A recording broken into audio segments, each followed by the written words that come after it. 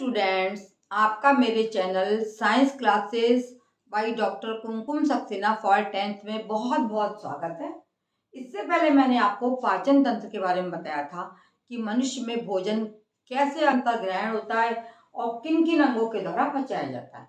आज हमारा टॉपिक है कि रेस्पिरेशन इन ह्यूमन बीइंग। ये दूसरी क्रिया है, सांस लेना। जितने लोग जीवित हैं, चाहे पेड़ पौधे हों चाहे मनुष्य है, सभी सांस लेते हैं।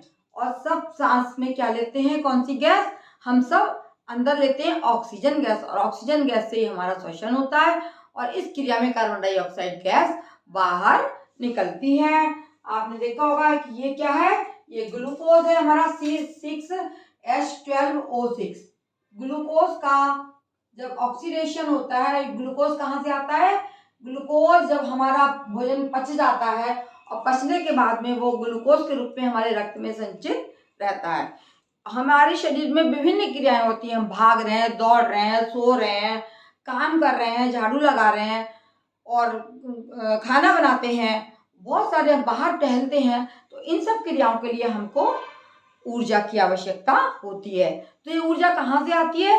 ये ऊर्जा ही है जो ग्लूकोज के ऑक्सीडेशन से आती है। ग्लूकोज हमारे भोजन में पचा हुआ, भोजन का पचा हुआ स्वरूप क्या है? ग्लूकोज है।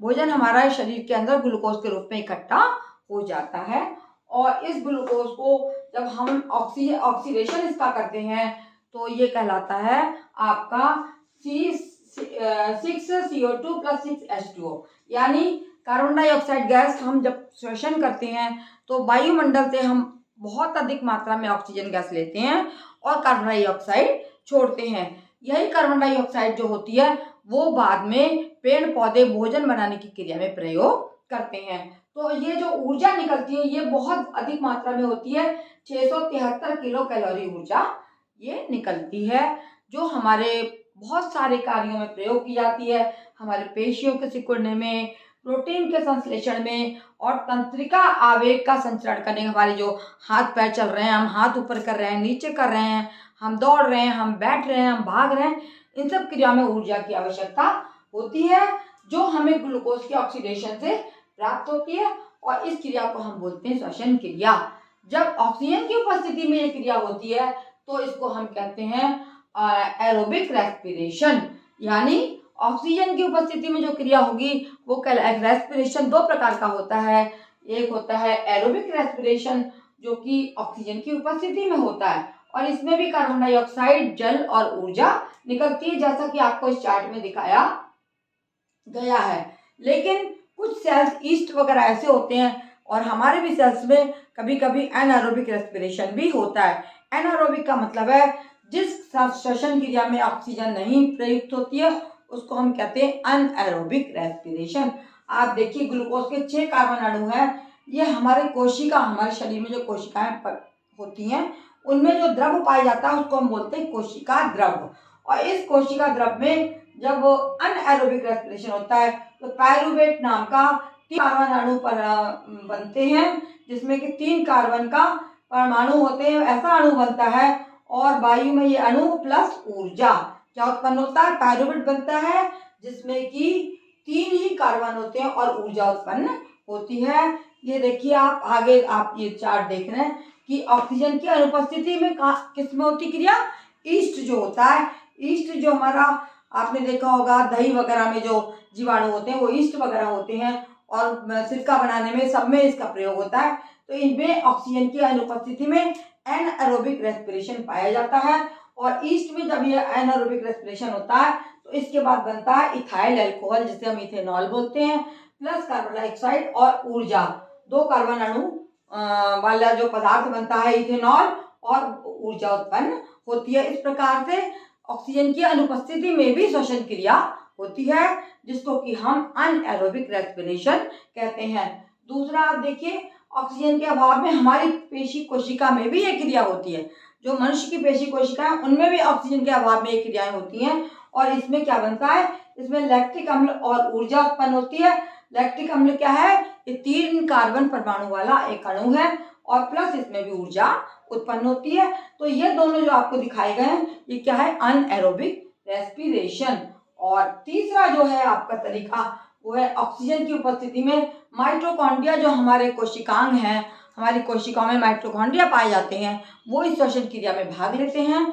और माइटोकॉन्ड्रिया में ही ऑक्सीजन की उपस्थिति में ये क्रिया होती है जिसमें कार्बन डाइऑक्साइड, जल और ऊर्जा उत्पन्न होती है। ये बहुत अधिक मात्रा में होती है, 673 किलो कैलोरी ऊर्जा होती है, जो हमारे शरीर के विभिन्न भागों में कार्यों में प्रयोग की जाती है। और ये ऊर्जा जो हमारे पास आती है, ये एडिनोसिन डाइफॉस्फेट ये उत्पन्न होती है।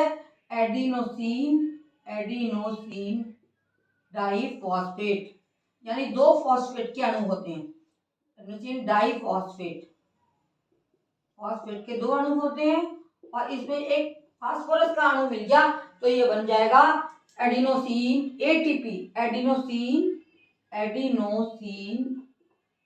ट्राइफॉस्फेट, ये बन गया एडिनोसिन ट्राइफॉस्फेट। इस रूप में हमारे कोशिकाओं में ये ऊर्जा संचित हो जाती है। ये क्या है? ये हमारी ऊर्जा है और इस रूप में ही संचित होती है और जिस समय हम उपयोग करते हैं तो फिर से ये उल्टी क्रिया हो जाती है, तो हमारे लिए ऊर्जा उत्पन्न हो जाएगी, फास्फोरस निकल जाएगा और ये फिर से एडिनोसिन डाइफॉस्फेट के रूप में हमें प्राप्त हो जाएगा। इस तरह से 2 प्रकार का श्वसन है, एरोबिक रेस्पिरेशन और एनारोबिक रेस्पिरेशन। आपको ठीक से समझ में आ गया होगा। एनारोबिक रेस्पिरेशन क्या है? जो ऑक्सीजन की अनुपस्थिति में होता है, और एरोबिक रेस्पिरेशन क्या है? जो ऑक्सीजन की उपस्थिति में होता है। ये सामान्य क्रिया है और ये सब में होती है। पेड़ पौधे भी ऑक्सीडेशन करते हैं, उसमें भी ग्लूकोज से ऑक्सीजन को तोड़ के, ऑक्सीजन को लेके कार्बन डाइऑक्साइड निकलेगी और पानी निकलेगा और ऊर्जा निकलेगी। मैं पहले ही आपको बता चुकी हूँ कि इतनी ज़्यादा अगर कार्बन डाइऑक्साइड एटमॉस्फेयर में इकट्ठी हो गई तो क्या होगा कि वायुमंडल दूषित हो जाएगा। तो फिर से ये कार्बन डाइऑक्साइड जो है पेड़ पौधों के द्वारा किस चीज़ में प्रयोग की जाती है? भोजन बनाने में प्रयोग की जाती है। इसीलिए ये कहा जाता है कि वायुमंडल को स्वच्छ बनाइए और बहुत सारे पेड़ पौधे आप लगाते रहिए। यदि आपको मेरा ये लेक्चर समझ में आया है तो आगे भी मैं आपको इसी तरीके से लेक्चर देती रहूँगी और मेरे उसको लेक्चर को फॉलो करिए। और अगर आपने इसको सब्सक्राइब नहीं किया है, सब्सक्राइब कीजिए और पढ़ते रहिए। ऐसे ही आपको मेरे लेसन